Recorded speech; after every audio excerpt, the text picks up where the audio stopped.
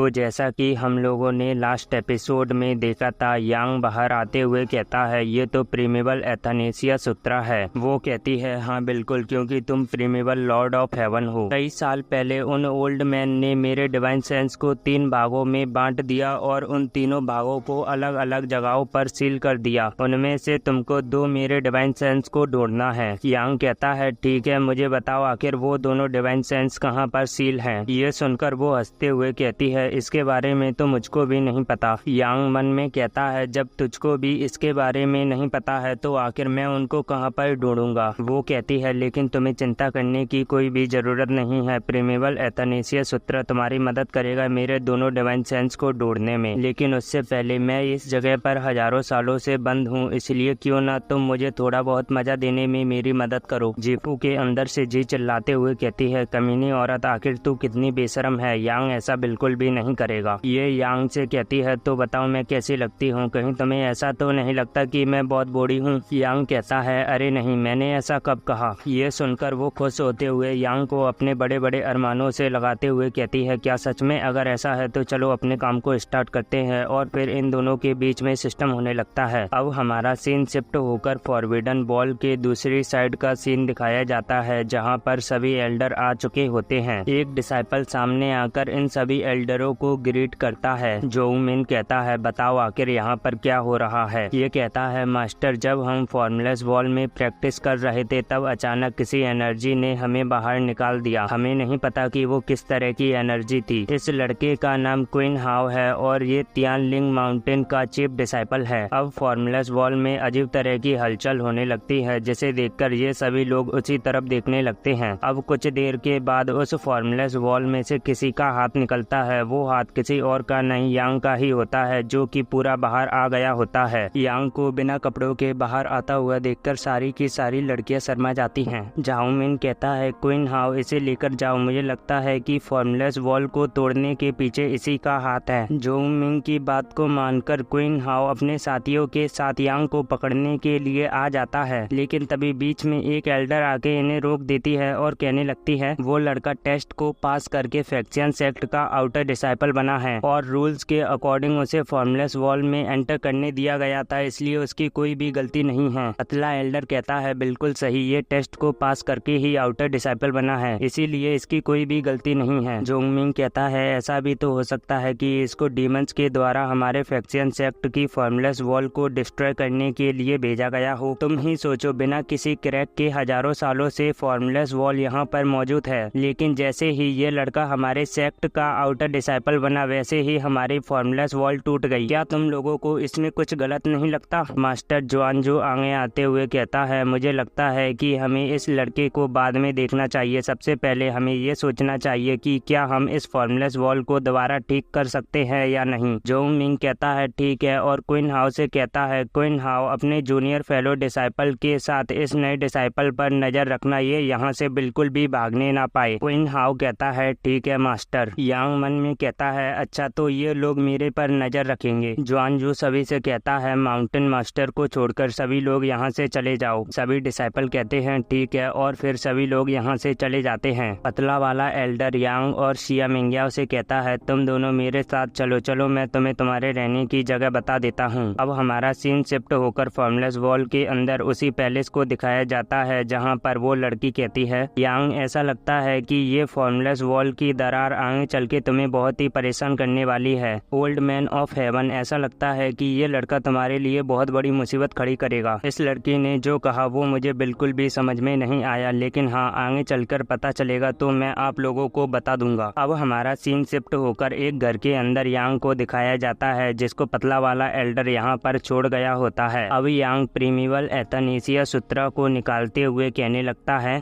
इसमें लिखा है कि मुझे इस स्किल को सीखने के लिए अपने सिर के बल खड़ा होना होगा। क्या सच में मुझे इस स्किल को सीखने के लिए अपने सिर के बल खड़ा होना होगा? चलो ट्राई करके देखते हैं। यांग जैसे ही अपने सिर के बल खड़ा होता है वैसे ही उसकी फाउंडेशन गोल्डन पिल में रिएक्शन होने लगता है, लेकिन यांग को सिर के बल खड़े होने में बहुत ही मुसीबत हो रही होती है। अब हमें 1 घंटे के बाद का सीन दिखाया जाता है, जहाँ पर यांग अपनी फाउंडेशन गोल्डन पिल को रिफाइन कर रहा होता है और फिर आंखें खोलकर हंसते हुए कहता है आखिरकार मैं फाउंडेशन बिल्डिंग के मिडिल स्टेज तक पहुँच ही गया।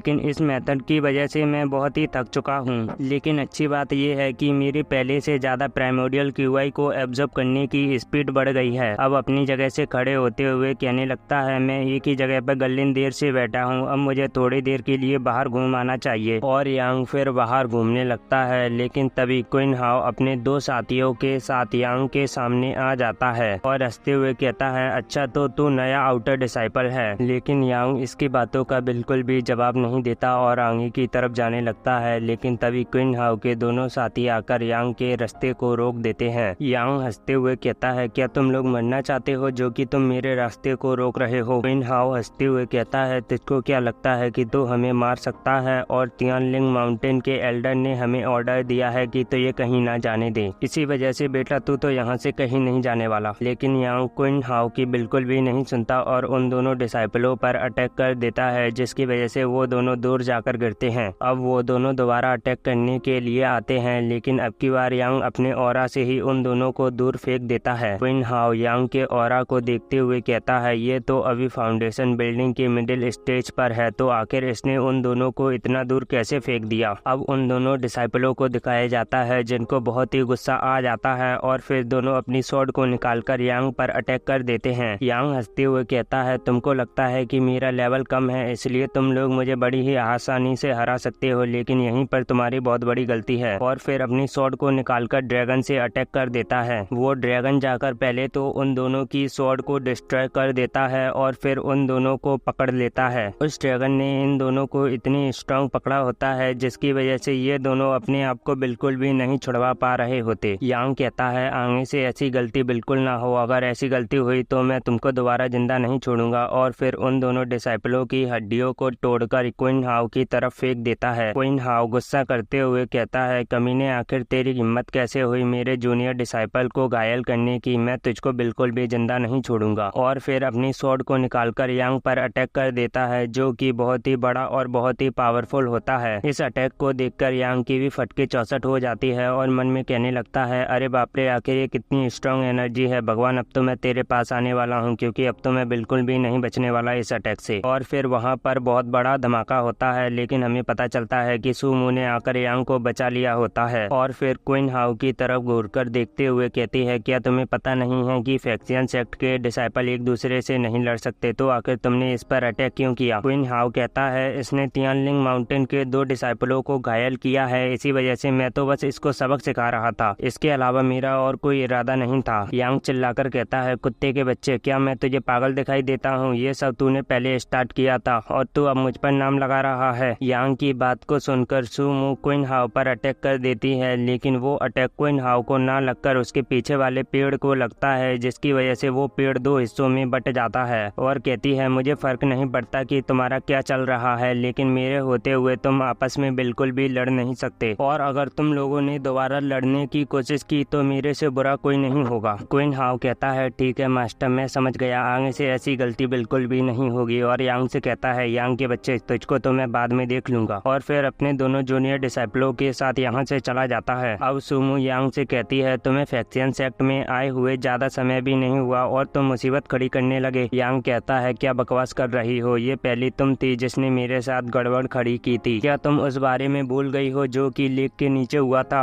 अब सुमो कहती है, अरे अरे उन सब बातों को छोड़ो, चलो हम दारू पीते हैं। यांग कहता है, लेकिन मैं दारू नहीं पीता। अब अगले सीन में यांग को दिखाया जाता है, जो कि दारू पी पी के टल्ली हो गया होता है। पहले तो सुमो से मना कर रहा था कि मैं नहीं पीता, और अब पी ली, कितना दोगला इंसान है। और सोचने लगता है, सुमो के फिगर की तुलना उस लड़की से बिल्कुल भी नहीं की जा सकती, क्योंकि उस लड़की का फिगर सच में कमाल का था, लेकिन सुमो का चार्म उससे बहुत ही अलग है। अरे नहीं नहीं, मुझे इस तरह की बातों को बिल्कुल भी नहीं सोचना चाहिए, मैं बिल्कुल भी उस तरह का पर्सन नहीं हूँ। इन फालतू की बातों को छोड़ो, वैसे भी मैं बहुत थक चुका हूँ, इसलिए अब मुझे सोने जाना चाहिए। और फिर अपने कमरे में आकर सो जाता है। अब हमें अगले दिन का सीन दिखाया जाता है, जहाँ पर यांग की आंखें खुलती हैं और वो अपने ऊपर 2 टांगों को देखकर हैरान हो जाता है। अब बाहर से कोई आवाज लगाते हुए कहता है, यांग क्या तुम अंदर हो? जबकि तुम कोई आंसर नहीं दे रहे, तो अब मैं अंदर आ रही हूँ। ये सुनकर यांग बहुत ही घबरा जाता है और उन्हीं 2 पैरों के बीच में छिप जाता है। हमें पता चलता है बाहर से जो आवाज दे रही थी वो और कोई नहीं, शिया मिंगिया होती है। अब शिया मिंगिया सामने का नजारा देखकर हैरान हो जाती है और फिर अपनी आंखों को ढक रखते हुए कहती है, मुझे लगा नहीं था कि यांग इतना ओपन माइंडेड होगा। शिया मिंग्याओ के चिल्लाने की वजह से सुमू की नींद भी खुल जाती है और फिर अपने दोनों पैरों के बीच में यांग को देखकर हैरान हो जाती है और फिर उसको जोर से लात मारते हुए कहती है, यांग तेरी हिम्मत कैसे हुई सोते हुए मेरा फायदा उठाने की। ये सुनकर यांग चिल्लाते हुए कहता है, पहले तुम मुझे ये बताओ आखिर तुम मेरे कमरे में क्या कर रही हो। सुमू जाते हुए कहती है, अरे मुझे माफ करना, कल मैंने कुछ ज्यादा ही दारू पी ली थी, इसी वजह से मैं तुम्हारे घर ही सो गई थी। यहाँ से सुमू के चले जाने के बाद शिया मिंग्याओ यांग से पूछती है, यांग क्या तुम्हें बड़ी लड़कियां पसंद है या फिर छोटी लड़कियां। ये सुनकर यांग मन में कहता है, ऐसा लगता है कि इसको जलन हो रही है और फिर कहता है, मुझे तो दोनों तरह की लड़कियां पसंद है। यांग के ऐसे जवाब को सुनकर शिया मिंग्याओ शर्मा जाती है और फिर कहती है, फैक्सियन सेक्ट में मार्शल आर्ट कॉन्टेस्ट हो रहा है, वहाँ पर सारे यंग पीपल होंगे, क्या तुम वहाँ पर मेरे साथ देखने चलोगे। भाई लोगों जल्दी से मेरा वॉच टाइम हार करवा दो ताकि मैं आपके लिए रोज की 2 वीडियो ला सकूं। और मेरी आप सभी लोगों से एक गुजारिश है कि आप शुरू से जाकर सारी की सारी वीडियो को दोबारा देख लो ताकि मेरा जल्द से जल्द वॉच टाइम हार कंप्लीट हो सके। और आप सभी लोग मुझे कमेंट में बता देना कि अगली वीडियो आप लोगों को कितने घंटे की चाहिए। और भाई लोगों जिस दिन मेरा वॉच टाइम हार कंप्लीट हो जाएगा उस दिन मैं एक न्यू सीरीज को स्टार्ट करूंगा जो कि बड़ी ही कमाल की है। उसको देखने में आप सभी लोगों को भी बड़ा मजा आएगा। तो आओ जल्द से जल्द मेरा वॉच टाइम हार कंप्लीट करवा दो। अभी के लिए ये वाली वीडियो को मैं यहीं पर एंड करता हूँ। मिलते हैं अगली वीडियो में, जब तक के लिए आप सभी लोगों को मेरी तरफ से बाय बाय।